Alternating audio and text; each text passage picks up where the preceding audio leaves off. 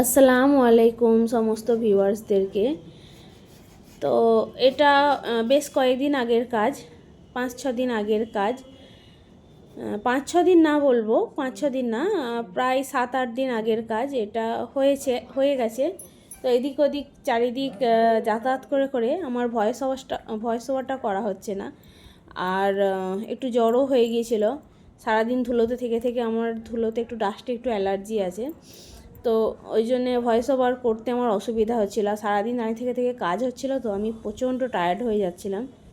বাড়িতে এসে আমি আর ভয়েস ওভার করতে পারছিলাম না। এখনও দেখো একটু ঘুমিয়ে পড়লে ভালো হয়। ওকে, তো ঠিক আছে, চলো। তো এইদিকে দেওয়ালটাতে আমি একটা বেসিন বসাচ্ছি, এই কারণে একটা বেসিনের প্রয়োজন আছে বাথরুমের ভেতরে। বাইরেও দরকার আছে, বেসিনের ভেতরেও একটা দরকার আছে।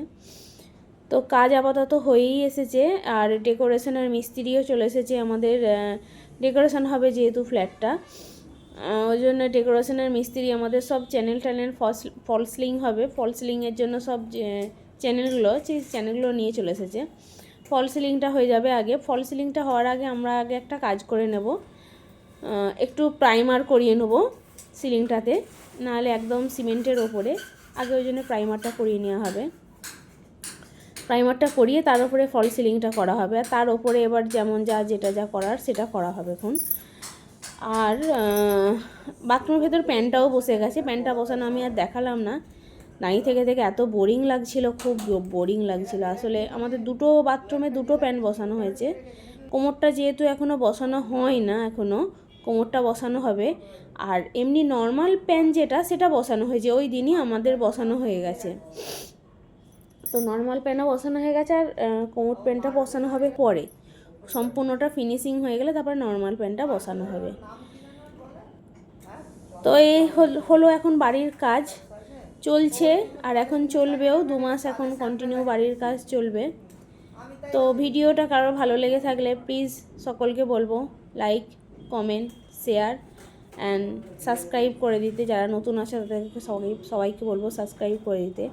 আরেকটা কথা এর সঙ্গে বলছি, তো অনেকেই তোমরা আছো সাবস্ক্রাইব করছো, করার পরে আবার আনসাবস্ক্রাইব করে দিচ্ছ। এগুলো কিন্তু যারা করছো তারা ভালো কাজ করছো না, তাদেরকে দেখবে আমি কিন্তু আনসাবস্ক্রাইব করি না। কী কারণে তোমরা আনসাবস্ক্রাইব করছো জানি না, কিন্তু যেটা করছো সেটা ভালো কাজ করছো না, নিজের জন্যও করছো না, পরের জন্যও করছো না।